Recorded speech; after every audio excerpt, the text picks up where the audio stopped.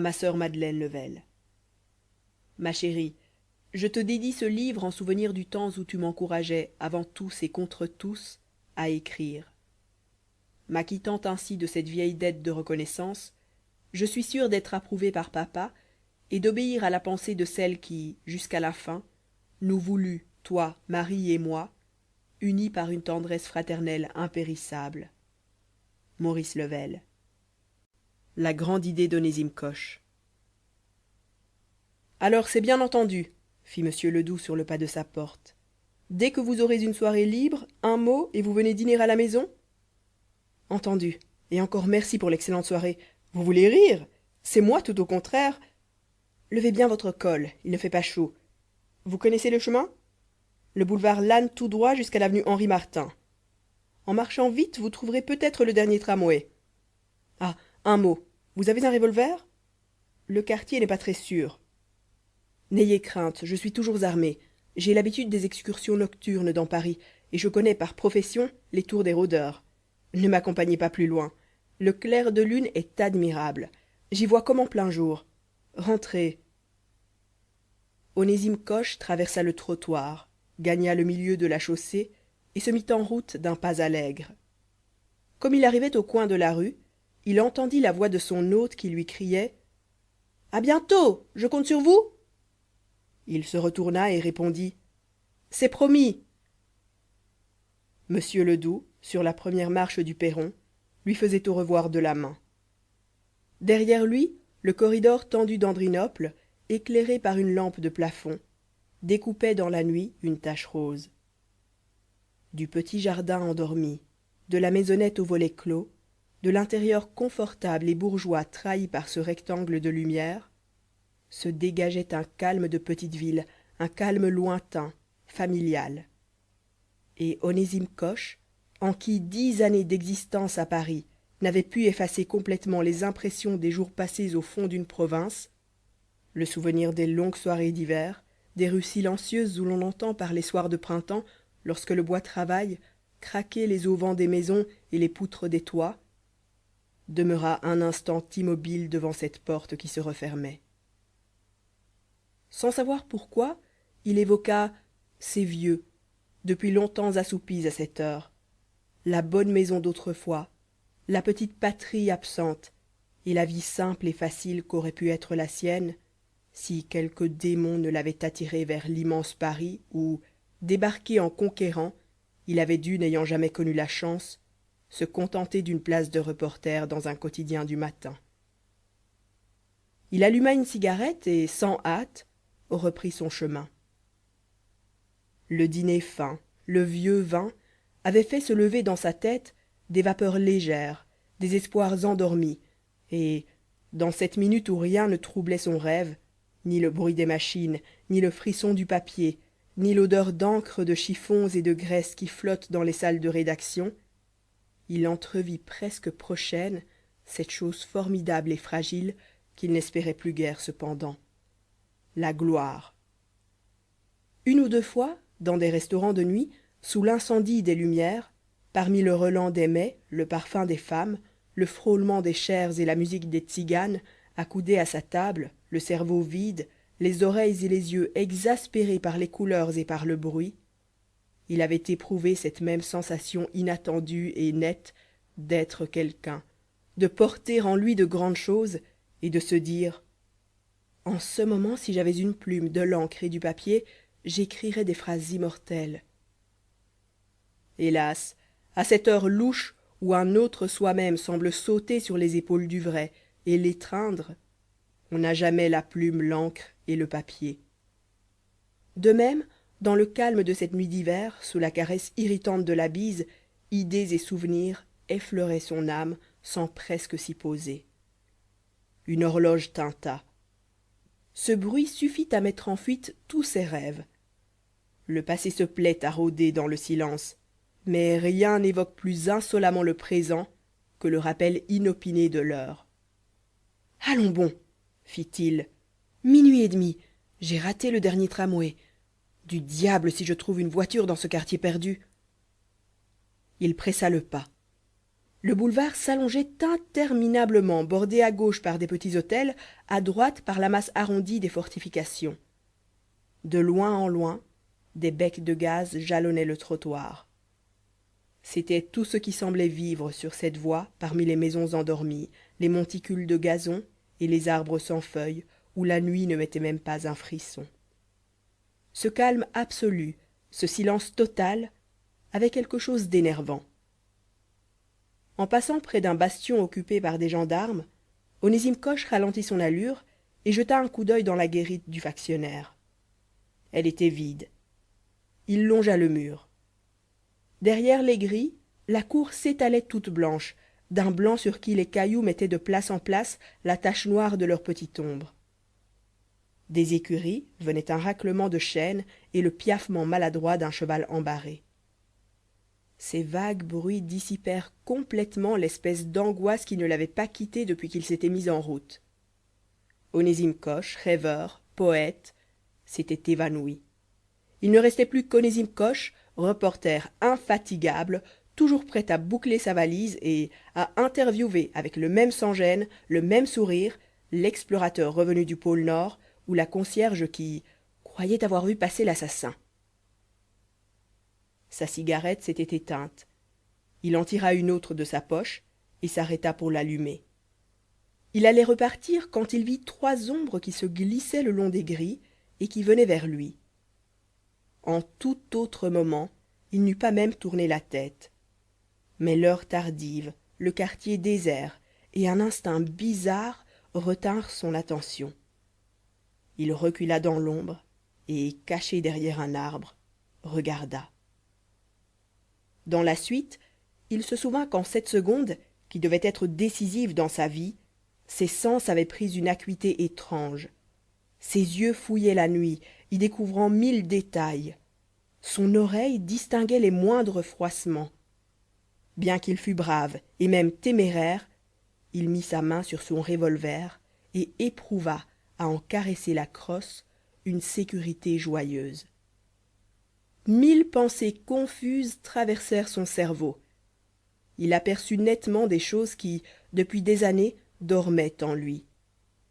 Pendant quelques secondes, il comprit l'angoisse de l'homme en péril qui revit, entre deux battements de son cœur, toute sa vie.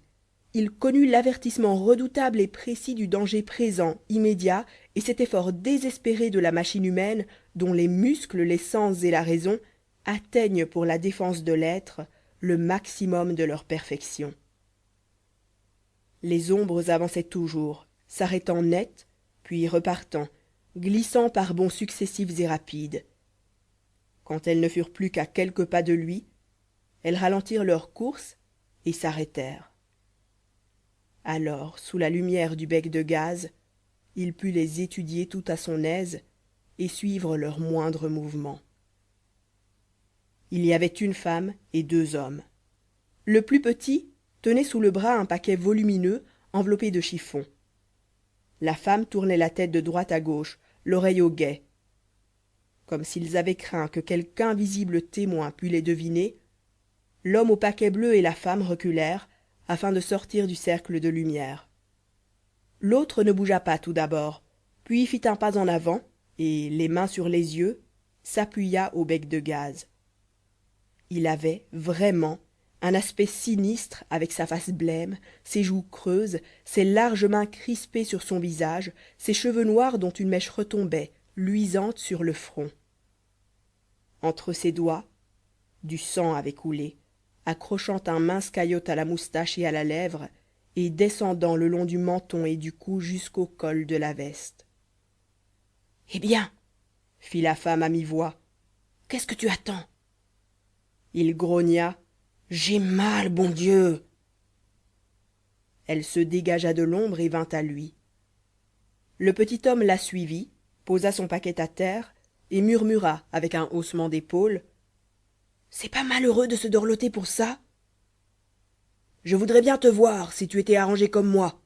Tiens, regarde. » Il écarta ses mains aux paumes rougies et, parmi les cheveux collés, une balafre apparut, effroyable, barrant son front de gauche à droite d'un grand sillon aux bords saignants et au fond rose, déchirant le sourcil et la paupière si noire et tuméfiée qu'elle laissait à peine deviner entre deux battements un peu d'une chose sanguinolente aussi qui était l'œil.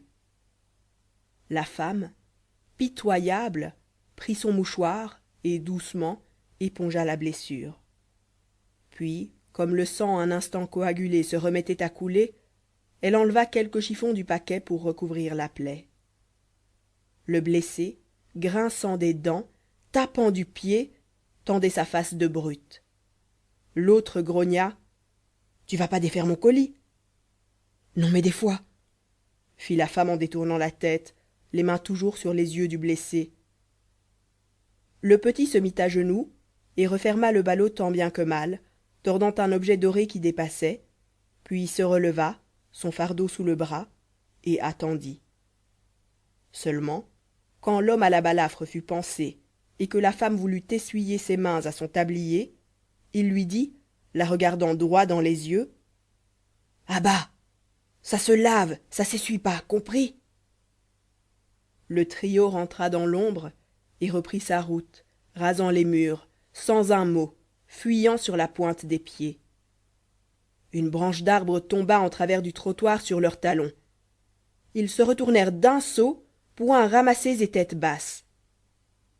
Coche revit une dernière fois les cheveux roux de la femme, la bouche tordue du petit, et l'effroyable face à demi cachée par les linges maculés de sang. Après quoi ils se jetèrent de côté, gagnèrent le gazon des fortifications et se perdirent dans la nuit. Alors Coche, qui durant un moment s'était dit: s'ils m'aperçoivent, je suis un homme mort, respira largement, lâcha son revolver que ses doigts n'avaient cessé de tâter pendant toute la scène, et sûr d'être bien seul, se prit à réfléchir. Tout d'abord il songea que son ami Ledoux avait raison en lui disant que le quartier n'était pas sûr, et il ajouta, formule qu'il avait si souvent écrite à la fin de ses articles: la police est bien mal faite. Il décida donc de gagner le milieu de la chaussée et de se hâter jusqu'à l'avenue Henri Martin. Pourquoi? Pour le seul plaisir sans profit et sans gloire, se faire donner un mauvais coup. Mais il n'avait pas fait 4 pas que son instinct de reporter, de policier amateur, reprit le dessus et qu'il s'arrêta net. L'estimable trio avec lequel j'ai fait connaissance venait, se dit-il, de faire un mauvais coup. Quel genre de mauvais coup? Attaque à main armée? Simple cambriolage? La blessure de l'un me ferait pencher en faveur de la première hypothèse. Mais le paquet volumineux que portait l'autre m'oblige à m'arrêter à la seconde. Des rôdeurs qui dévalisent un passant attardé ne trouvent guère sur lui que de l'argent, voire des titres, des bijoux, dont l'ensemble ne saurait constituer un chargement bien encombrant. L'usage n'a pas encore pénétré dans nos mœurs de se promener la nuit avec de l'argenterie, des bibelots. Or, si j'ai bien vu, le paquet renfermait des objets de métal. Pour que je commette une erreur sur ce point, il faudrait que mes oreilles fussent aussi imparfaites que mes yeux, car j'ai distingué un cadran de pendule et j'ai entendu, lorsque l'homme a déposé son fardeau, un tintement semblable à celui que produiraient des couverts entrechoqués. Quant à la blessure, dispute et rixe pour le partage du butin? Chute contre un corps dur et tranchant, marbre de cheminée, porte garnie de glace? C'est possible. En tout cas, le cambriolage paraît évident. Alors il y a 2 écoles. Ou bien retourner sur mes pas à toute vitesse et tâcher de retrouver la piste des gredins, ou m'efforcer de découvrir la maison à qui ils ont rendu visite. Or, j'ai perdu 10 bonnes minutes, et maintenant mes gaillards sont loin. En admettant même que je les retrouve, seul contre 3, je ne pourrai rien.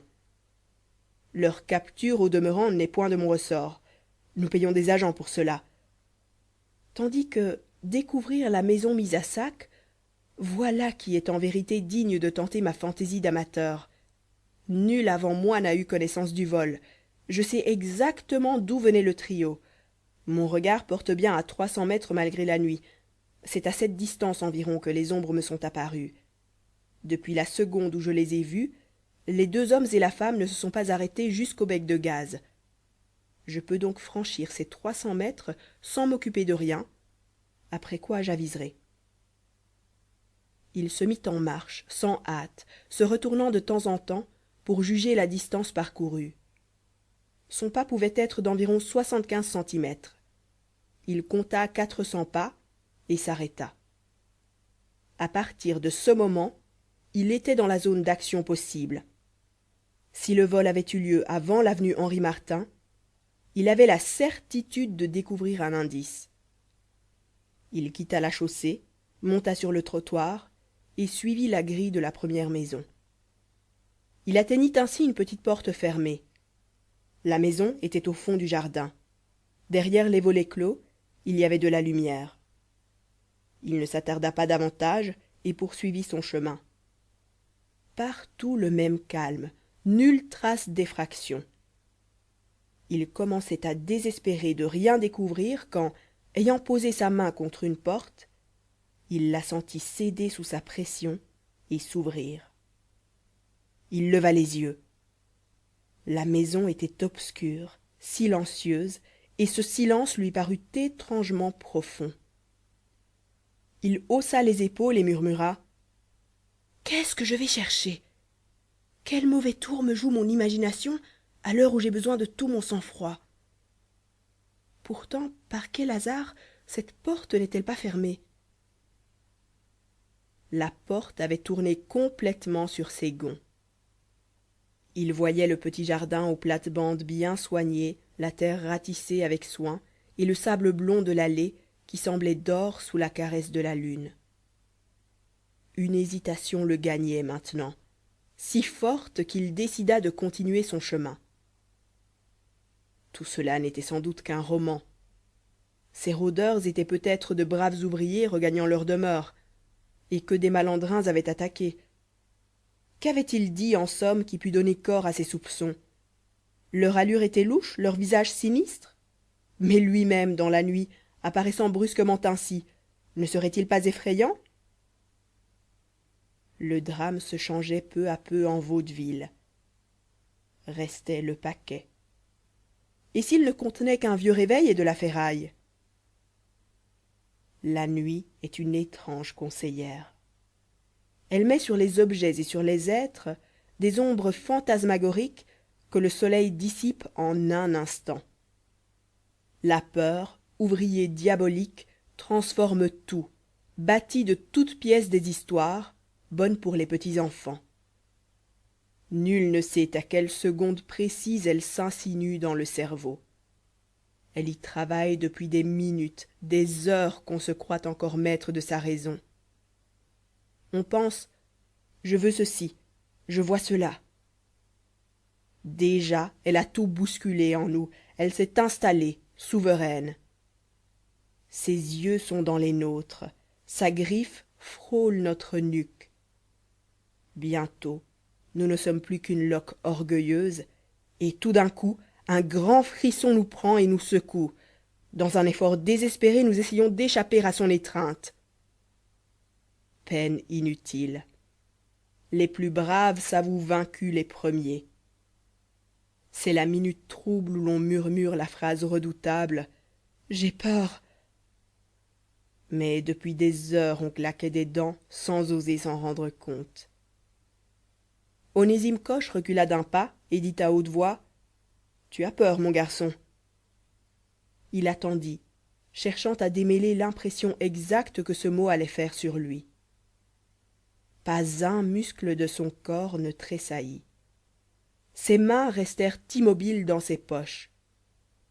Il n'eut même pas cet étonnement fugitif qu'on ressent à entendre résonner sa propre voix dans le silence. Il regardait toujours droit devant lui et soudain il tendit le cou. Dans le sable jaune de l'allée, des traces lui étaient apparues, qu'une ombre mince découpait.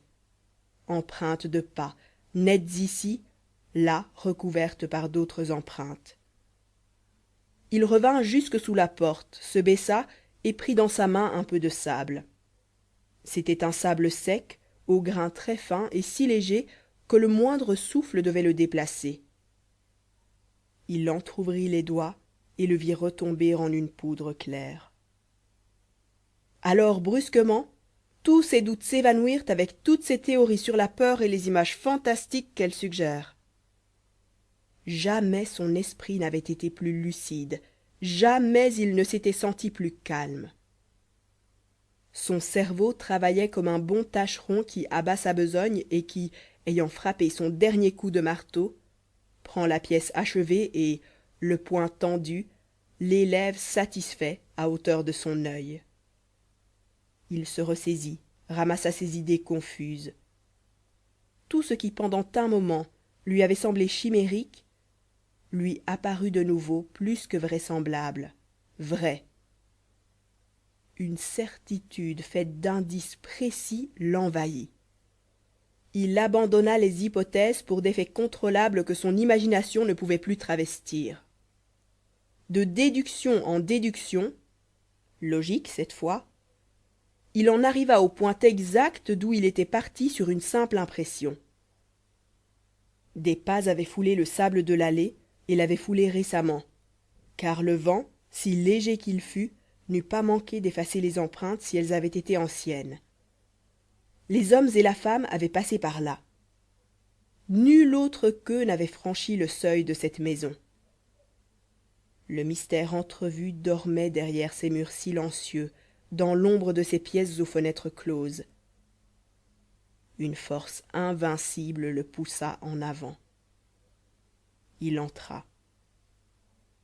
D'abord il avança avec précaution, évitant de poser ses pieds sur les traces de pas.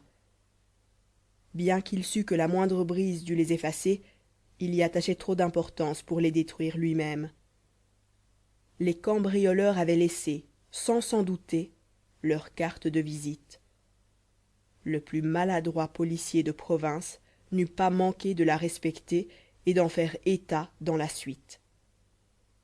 Il se souvint de 1000 causes sensationnelles où des indices bien plus faibles avaient facilité les recherches. L'aventure de ce criminel retrouvé à plusieurs années de distance grâce à une bottine oubliée revint à sa mémoire, et il s'émerveilla de ce que son esprit fût si lucide et si prompt après les doutes de la minute précédente. La raison avait fait place à une sorte d'instinct supérieur qui guidait non seulement ses déductions les plus audacieuses, mais ses moindres gestes. Il arriva ainsi, ayant à peine fait 10 pas, à la porte de la maison. Lui que, tout à l'heure, l'apparition d'une ombre, d'une trace, troublait au point de le faire hésiter, lui qui n'avait osé, durant un long moment, formuler ses doutes, il n'éprouva pas la moindre surprise de ce que la porte s'ouvrit lorsqu'il en tourna le bouton. Logiquement, pourtant, il était bien plus naturel qu'on eût omis de refermer la grille que la porte d'entrée. La grille n'offrait qu'un mince obstacle aux rôdeurs. Le premier venu pouvait sans effort se hisser sur le mur d'enceinte, franchir les courtes piques de fer et retomber sans bruit dans le jardin, tandis que la porte même de la maison était une barrière assez sérieuse pour qu'on n'omît pas de la fermer avant de s'endormir. Ce raisonnement simple ne l'effleura même pas, non plus que l'inquiétude d'être pris lui-même pour un cambrioleur et reçu comme tel. Cependant, lorsqu'il entendit son talon résonner sur les dalles du corridor, il s'arrêta imperceptiblement. Il chercha une allumette dans sa poche. La boîte était vide. Il murmura « Tant pis !» retira son revolver de sa gaine et tâtonna, la main grande ouverte, guidé seulement par le contact du mur très froid, humide et qui collait aux doigts. Brusquement il perdit ce contact et sa main s'agita dans le vide. Il avança un pied, puis l'autre, heurta un objet qui rendit un son moins rude que celui des dalles. Il se baissa, explora l'ombre les paumes en avant, sentit une marche et un petit tapis dont le velouté lui fut agréable après l'humidité du mur. Il se redressa et toucha la rampe. Le bois craqua. Sans presque se rendre compte comment, sans chercher à savoir pourquoi il montait au premier étage plutôt que de visiter le rez-de-chaussée, il s'engagea dans l'escalier. Il compta 12 marches, trouva un petit palier, explora le mur, toujours la pierre lisse. Il monta encore, compta 11 marches, après quoi son pied ne fut arrêté par rien. La route était libre. Il s'agissait maintenant de s'orienter et avant tout, sous peine de se faire tuer, d'annoncer sa présence. Le sommeil du ou des locataires de la maison devait être bien profond pour qu'ils ne l'eussent pas entendu marcher. L'escalier avait plus de 20 fois crié sous ses pas. La porte, malgré toutes les précautions, avait grincé quand il l'avait fermée.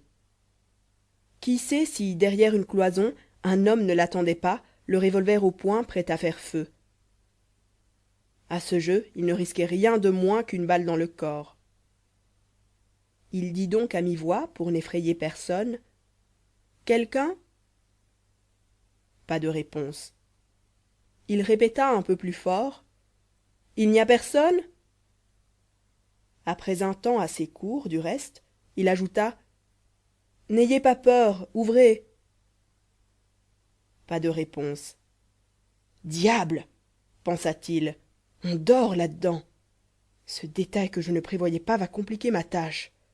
Je ne veux pourtant pas me faire estropier par amour de l'art. » Il réfléchit une seconde, puis dit, à voix tout à fait haute cette fois, « Ouvrez, c'est la police. » Ce mot le fit sourire. D'où lui était venue cette idée d'annoncer qu'il était la police? Onésime Coche, policier. Onésime Coche sans cesse occupé à collectionner les maladresses de la préfecture, à railler ses agents, amené à s'affubler de leurs titres, voilà qui était drôle. La police, et du coup il se mit à rire franchement, ne pensait guère à lui ni au cambrioleur. À cette heure, de loin en loin, 2 sergents de ville somnolents se promenaient dans les carrefours paisibles, le capuchon levé, les mains aux poches. Dans les postes, auprès du poêle qui ronflait, parmi l'odeur des pipes, du plâtre chauffé, du drap mouillé et du cuir, des agents, à cheval sur un banc de bois, jouaient à la manille avec des cartes grasses et si rugueuses que le papier se roulait sous le doigt, attendant pour le passer à tabac, le pochard attardé ou le laitier surpris en train de baptiser sa marchandise. La police? C'était ça. Onésime Coche, lui, était ce qu'elle devrait être. Le gardien vigilant et fidèle, adroit et résolu, capable de veiller sur la sécurité des habitants. Quel parallèle, quelles leçons et quels enseignements! Il voyait déjà l'article qu'il écrirait le lendemain et se réjouissait en songeant à la tête des agents de la sûreté. Lui, simple journaliste, allait leur apprendre leur métier. L'article aurait un titre sensationnel, un chapeau savant, des sous-titres imprévus. Quel papier! Mais ce mot magique, la police, demeura sans écho comme les autres. Pas un murmure ne troubla la majesté du silence. Coche pensa que son truc ne valait rien, que le danger demeurait pareil. Une chose cependant le rassura. Ses yeux habitués à l'obscurité distinguaient peu à peu les objets. À quelques pas de lui, il aperçut une vague lueur. En déplaçant la tête, il remarqua que cette lueur éclairait un peu le plancher. Il avança et se trouva devant une fenêtre. Un rayon de lune glissait entre les volets clos. Par les fentes des persiennes, il vit une petite bande du jardin et une autre bande un peu plus sombre qui devait être le boulevard.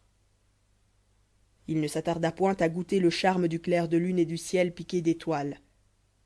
Rien ne convenait moins à sa nature violente, à son tempérament de combat, que le silence, les gestes lents et les précautions sans fin.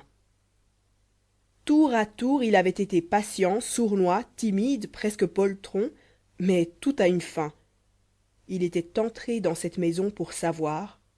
Il saurait. Il fit donc demi-tour, plaqua sa main sur la muraille, et ayant rencontré sous ses doigts une porte, en saisit le bouton, le tira à lui, afin qu'on ne pût l'ouvrir sans effort de l'intérieur, et cria, plutôt qu'il ne dit, « Pour Dieu, n'ayez pas peur et ne tirez pas !» Il compta jusqu'à 3, et, ne recevant pas de réponse, ouvrit violemment. Il s'attendait à éprouver de la résistance. Au contraire, emporté par son élan, il tomba la face en avant et se heurta le front. Dans le geste qu'il fit pour se retenir, il accrocha une chaise qui bascula sur le plancher avec un grand bruit. Cette fois, se dit-il, avec un vacarme pareil, on va m'entendre enfin.